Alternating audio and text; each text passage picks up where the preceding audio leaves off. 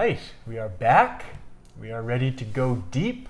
Always. So today we're going to kind of just focus on fitness in general and maybe, what the best way for training, the best way maybe specifically for losing weight.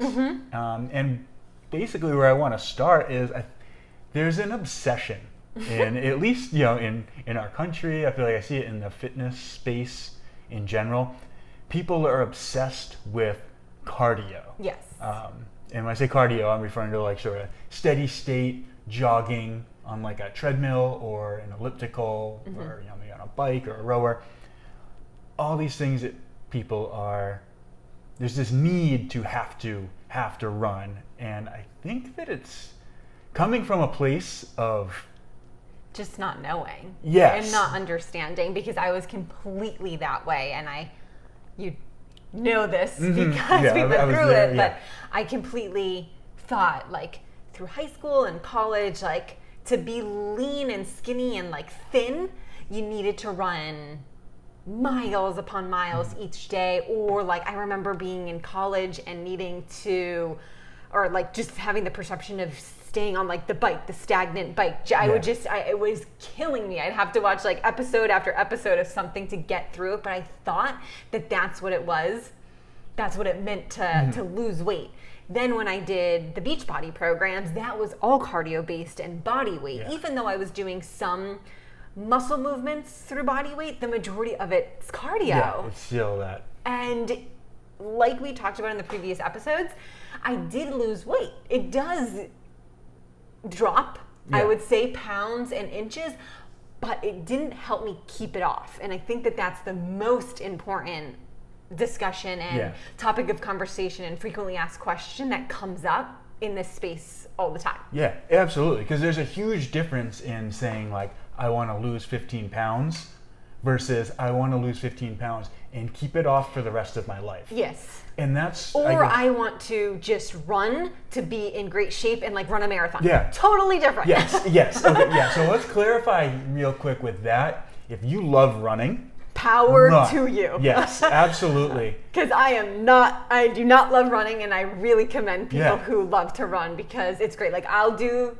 2-3 miles every couple weeks, but like those people like applause and praise to you. Like, I think it's really fascinating, and it's so amazing for endurance. Yeah. So like if you enjoy running, run. If you just want a new hobby challenge. Yeah, challenge. And you're like, I'm gonna run a marathon because I need that challenge.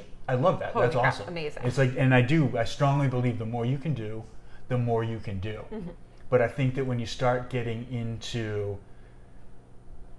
aesthetics and trying to build a specific body and specifically like a lean, healthy body, running is not the best and definitely not the most efficient way to get there.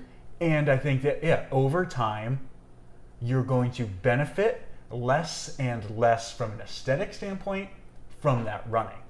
So you start getting into this issue where you're losing the weight that you wanted to lose, but then you need to be able to keep that weight off. You need to run more, and you need to run more and more and more.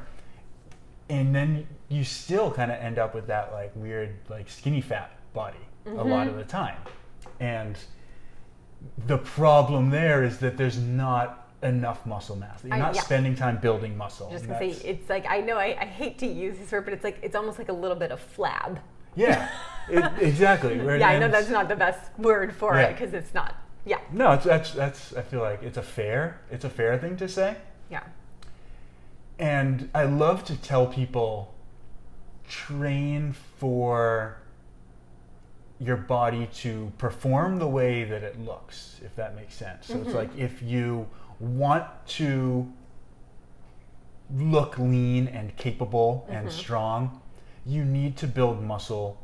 You need to be strong and be capable, not just lean, because if all you're focusing on is getting thinner and thinner and thinner, you're going to do a lot of damage in the long run, because you're going to be probably running too much, not eating enough, not fueling your body properly, And then, like I said, you're going to evolve and become more and more efficient at running. So your body is going to burn less and less calories, less and less fat with each run. Yes. So that run has to get longer. And then you get discouraged because what was working isn't working anymore. And I think the most common thing to do is to eat less and run more. Yeah. And then you find yourself beating your body down and creating like metabolic dysfunction so that you're not able to eat food and assimilate those nutrients in the same way. Your hormones are going to be all thrown off.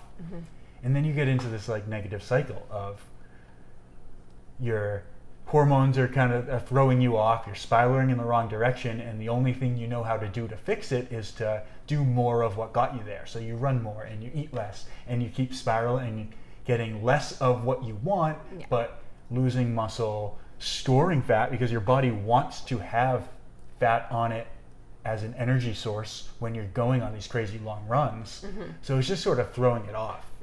So when you get, like, say, new clients that come to you and they're somewhat in shape, maybe like someone who is coming from like a more cardio and they've like, say they've hit a plateau, but they're coming to you, I want to lose more weight, I want to build my body up more. Like, what is the regimen and kind of the program that you begin to implement with them? Like, what are some tools and things that you coach and teach your clients, and then what we can offer for people listening? Yeah, so I think in that example, somebody who's been running, they're pretty lean, but maybe don't have a strong strength foundation, that's the first place I go, because having that foundation is going to allow you to do so much more. So we're going to focus on like basic movements like squats, deadlifts, presses, rows, getting good at them so that we can increase the intensity and go faster, because I know that's what people want, and it does get great results. But with most of these people, you almost need to like pull them back off of all the cardio so that they're able to recover from the workouts, and then it's just really, really simple foundational strength movements, and then building up over time. Once you have that foundation, then you can go kind of faster. Then it's like working supersets and circuits into the training so that you can lift weights at a high pace. And do you incorporate any cardio at that time, or are you still just doing movements? And it's gonna be different with everybody. Yeah. From a cardio standpoint, I love walking. Yeah. And I do want everybody to be going for walks every day. I'm not a huge fan of long periods of running, especially on a treadmill. And I think that a lot of that stuff gets into like punishment almost, where it's like there's a negative feeling about either the way you look or the foods that you're eating. Maybe you want to punish yourself because you had, pizza or ice cream or something like that. So those are, like from a psychological standpoint, I want to break those habits. No, it's right. Yeah, if I had 2 extra pieces of pizza, then I need to, I've got to spend 20 additional minutes on the treadmill tomorrow, or the elliptical is, of course, that was completely my mentality when I was younger. Absolutely. So it's not uncommon by any means. But what we want to do instead of that, instead of almost like prescribing exercise based on our sins, is to, like I said, build a foundation and a long-term habit and progression that sort of balances that out, where you're going to be able to put muscle and strength on your body. You're going to be able to increase your capacity to work more in, we'll say that workout's an hour. Maybe when you first start out, we're only doing like 6 exercises in that hour, and it's going slow, and it's like they're not that heavy. Over time, in that same hour, we're able to lift a lot more weight, get a lot more sets. And that's what I was saying. You can bring supersets in. You can kind of do one thing while you're resting, while your legs are resting. You can do some presses, or You can do, bench press and rows together where as your chest is resting, your back is working. And that's going to increase the capacity, they increase the work and the volume of the workout without drawing it out for hours and hours and hours. That makes sense, because that's kind of what you did with me when I first started lifting weights, which I was so worried about. I was just in the mindset of lifting weights means bulky and big, and I'm gonna look like a football player, and my shoulders and my arms are gonna get like so big, and oh my god, I don't want my leg muscles or my butt to get any bigger. I just want them to shrink. And it took me a really long time to grasp what my body could do. When we started off very slow and just lifting, I wasn't lifting heavy weights. You don't need to bench press 500 pounds at all. I was just using, 5, 10, 15 pound weights. Yeah. And within a couple weeks, it was like, oh my God, you could, how, I feel like this is more of a word that women use, toned. But I felt very toned. And what that means to me is just seeing definition in places that I hadn't seen it before. Yeah. Like my jawline and my shoulders and my clavicle bones and my ankles being seen. I know that seems really weird, but those are the places where you do tend to have more definition because there are bones near them. And that's what makes it stick out. I don't know if that's the right terminology. I think that is a perfect explanation. It's like you can kind of see the creases between the muscles and between in your joints. And that's how it started. That's what began I'm going to be cliche here, the building momentum, like my momentum mindset of, okay, wait a minute. Dan knows what he's talking about. And that the results come very easily and naturally. And I wasn't killing myself in the gym. Like I said, we were in the previous episodes, we were really working out for maybe 40, 45 minutes, less than an hour, because we didn't have a lot of time. Yeah. I was doing it maybe five days a week, and it was transformative. Your body responds to that in a very different way, I think, than it responds to running. Yes, and I would say I'm like an average person. I don't have freak genetics. I don't have I didn't have maybe an athletic build just because I played softball, but I lost that very quickly after college. So I would say an average person. I was not a runner. I didn't, I had never lifted weights before. So this is achievable for anyone. Yeah, it 100% is. These are human principles. And I think that definitely some people are going to be more inclined to be runners. And they're probably the people we mentioned earlier that love running. There's a reason that you're drawn to things. Usually it's because you're good at them. And usually when you're really good at things, it's probably because your body is built for that. You have that mindset, that body type. Exactly. And then the weight stayed off. Yeah. So that's to come full circle. Yes. Once I began lifting, the weights, I was just getting, I'm going to use the word again, toned, even though I know that that's not the correct term. But I was seeing inches drop and becoming more thin. I was not getting bulky. But yes, that was certainly a pivotal point, knowing that okay, this weight staying off, and I was treating myself. We were enjoying ourselves. I wasn't being restrictive with eating or anything. All I was doing was simply lifting weights. Yeah, that's 100%. And like I was saying, that's what the body responds to. That's what's gonna allow you to keep your hormones kind of properly balanced, and to keep your metabolism from kind of slowing down and going into this almost emergency mode. I don't want to say starvation mode. That's one of those I don't know, made up terms. But when your body is becoming run down and you don't have the resources to build it back up, it's just going to throw your hormones even more and more out of alignment. So when you had been on these super high intensity body weight cardio programs, you got results in the beginning, But then the sort of like metabolic dysfunction started playing a bigger and bigger and bigger role because your body was just constantly under stress. But when we started adding in the weightlifting and like lifting of weights, more weightlifting is a specific thing, but as you started adding in lifting weights and building strength and building work capacity, it seemed like your body was just able to like relax from a metabolic standpoint. Mm-hmm. It was able to like put I don't know. If anyone can hear this, our dog is playing in our bedroom. Right, there he comes corner, with toys. Sorry about that interruption. Sorry, there's some weird moaning. It is not us.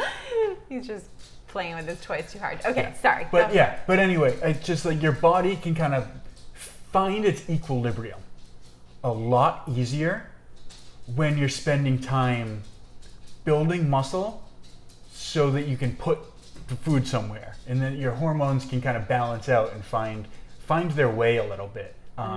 And that's the long-term aspect of it. When you have muscle on your body is going to burn more calories. It just makes it so much easier to stay lean and to burn and to get leaner. So you start, like I was saying before, I was talking about this sort of like negative cycle of you're not eating enough, you're running too much, it's throwing your hormones out of whack, so you start burning muscle, storing fat, you have low energy, you're super hungry, everything's spiraling in the wrong direction, and all you can do to fix it is more of the same, so it gets worse and worse and worse. Here we're turning the spiral in the other direction. So now you're working to build muscle on your body, which is helping your metabolism to like function properly.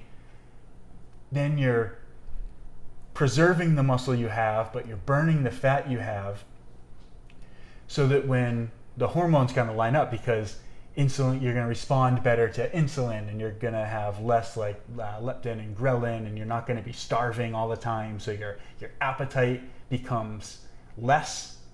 Sometimes some people, the appetite goes up. It's not all going to be perfect, but you're not starving all the time. You're not miserable all the time.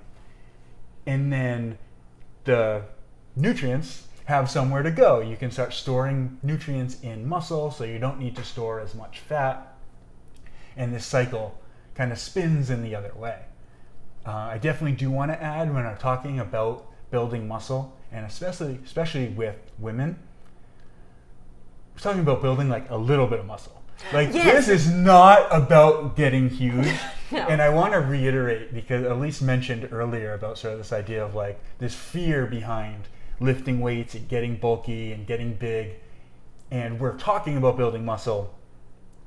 It's really, really, really hard to build a lot of muscle. This is something like I tried as hard as I could for almost 20 years to get big and strong.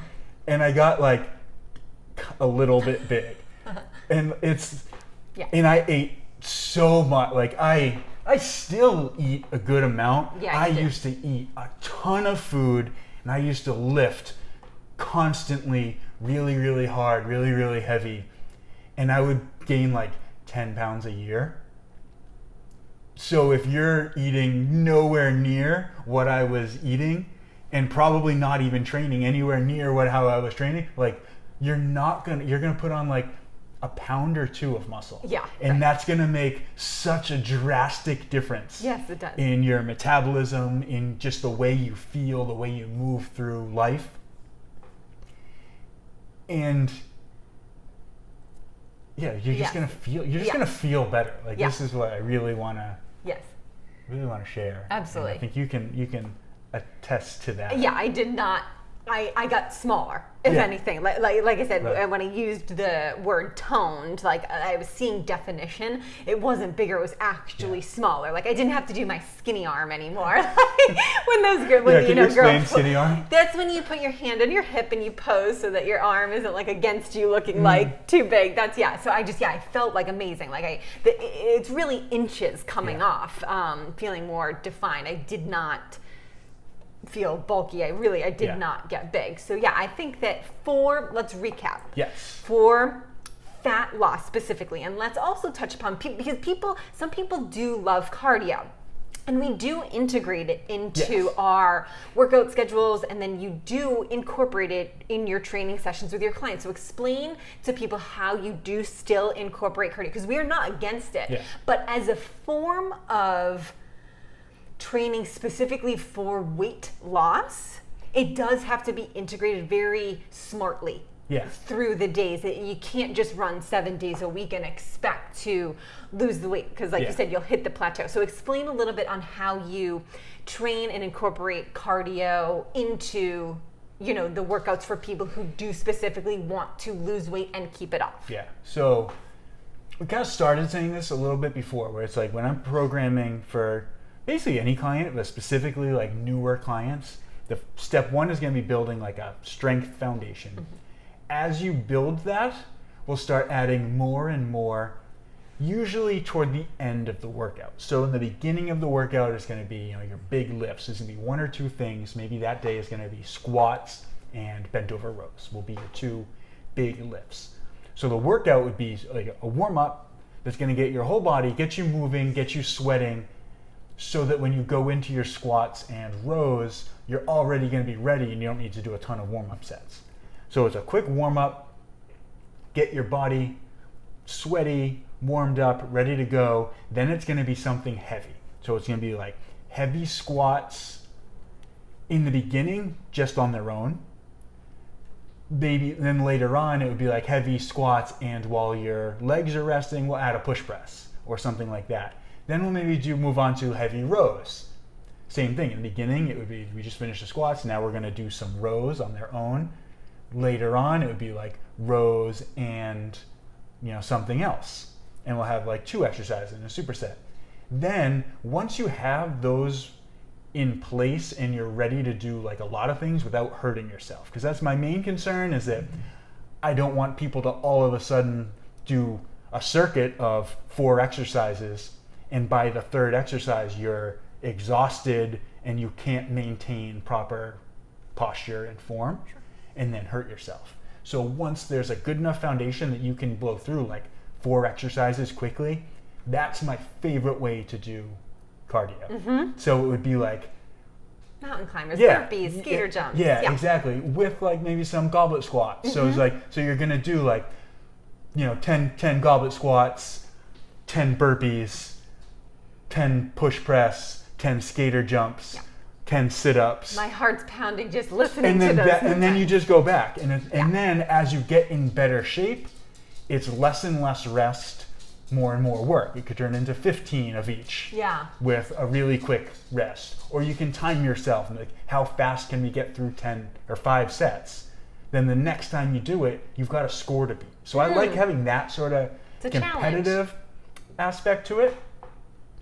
And then strategically, having days where it's as soon as the workout's done, go for an hour walk if you have the time, or a jog. Like it can be like, I don't want people to think jogging is bad. No, like I said at the beginning. And you said it. You said it. I didn't. So I want to make sure that I say it. I am not anti-running. No. I'm anti like compulsive, obsessive running, where you're doing more harm than good. Sure.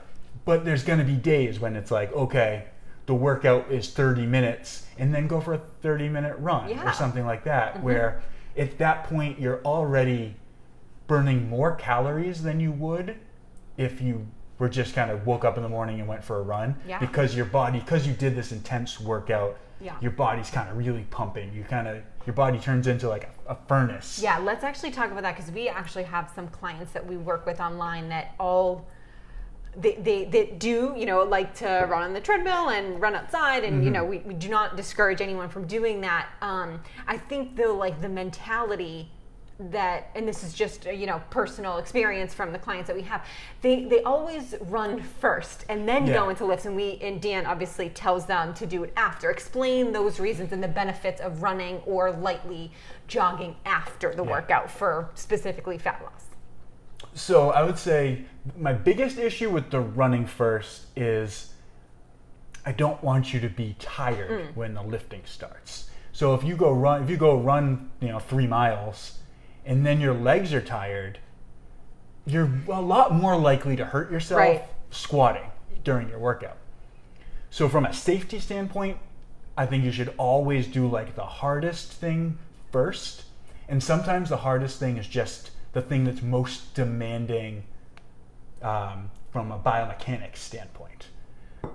Meaning running is very simple. Like a jog is very simple biomechanically. All you're just one foot in front of the other.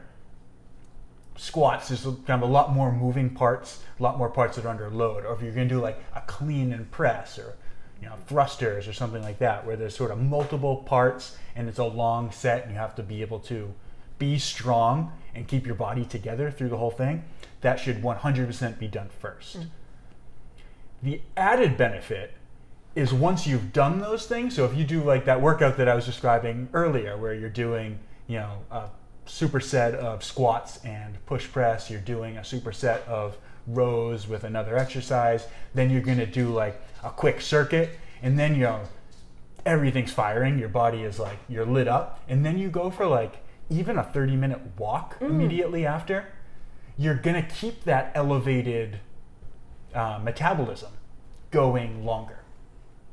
So a lot of times people look at, maybe in a weight training session, you'll burn 400 calories and you could go for a run where you burn 500 calories and assume that the run is going to be more beneficial because it's more calories. But you're not really like pushing your body to the point where it needs to work super hard to get back to homeostasis. So, and I'm referring to the running there. So if you go for a run, you burn 500 calories, then your run ends, and your body's able to kind of cool down and recover really, really quickly. Where if you do an intense weightlifting workout, where you're lifting heavy things and you're putting your body in all these different positions and you're really pushing and exerting yourself, getting your heart rate up, then bringing it back down quickly to do that again, your body is burning so much extra energy to cool itself down. So like when that workout is done, your body needs to work really, really hard to find equilibrium because it needs to repair. Like all these muscles are sort of like damaged and stressed and need to be repaired. It needs to fight to bring nutrients to the muscles. It needs to lower your core body temperature. So you're burning more and more calories. So by doing that extra little bit of cardio at the end, that run that would have been 500 calories might be 550 or 600. Like it's not a huge number. You're not going to burn thousands of calories just because you already worked out, but you are going to burn more. And you're also going to burn more in everything else that you do. So the same thing, if all you do is run, then your heart rate is elevated for that period, you're burning some calories, but once you're done, your body just goes back to what it was doing. You're burning, your metabolism can be at the same rate. When you're lifting weights and you're building muscle, like I mentioned before, muscle is kind of metabolically expensive. So you need to eat more just to maintain muscle. So anybody who's ever been sort of like maybe big and muscular at some point, maybe they were playing sports, like I was kind of talking before, I worked really hard to build a lot of muscle.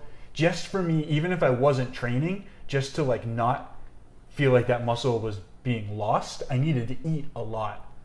Sure. And I also had a huge appetite all the time because my body was like, we've got all this muscle, we need to feed it, we need to fuel it. So if you're training in this way, so even if you just put on like 2, 3, 4 pounds of muscle, your body's going to be working at this sort of elevated metabolism where you're burning fuel faster, you're putting it to use better, and you're storing a lot of this in muscle. So your body doesn't have the need to store body fat, and you can also burn the body fat. So I know you said a lot of stuff there, but sort of recap, if you're trying to burn a little bit of extra fat in the short term, you can be very strategic with using steady state cardio after workouts to burn it.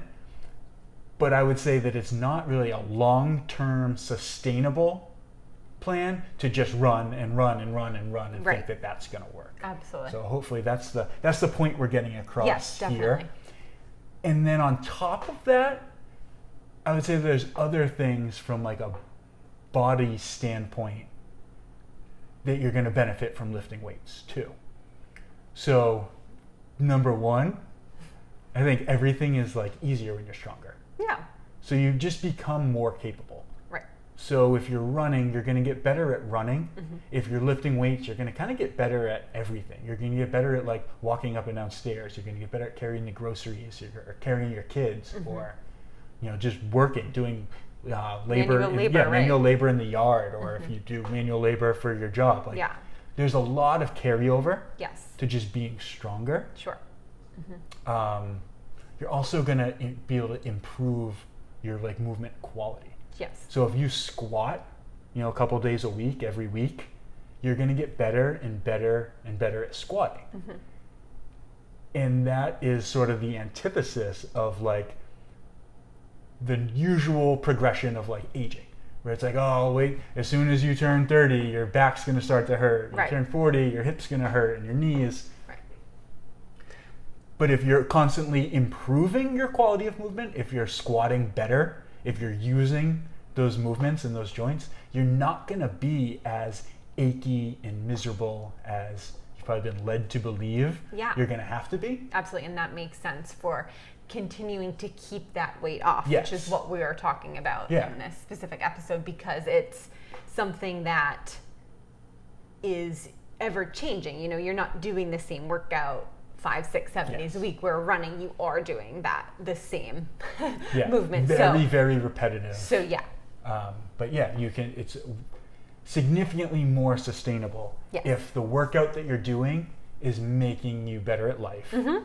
And you're able to keep getting better at it without having to take more and more time. Absolutely. Efficiency is everything. Yeah. So I think we kind of covered exactly what we wanted to dive deep into regarding fat loss and keeping, those pounds off with, cardio, incorporating it certainly into your workout routine if you like that, and should you want to have that additional, benefits of losing some inches and pounds. Yeah, but know that lifting weights, building strength, building your capacity to move your body through space is what's going to help you in the long run to get the look that you want and to be able to keep that look. I think that's the biggest thing, maintaining the fat loss, maintaining the things that you've achieved.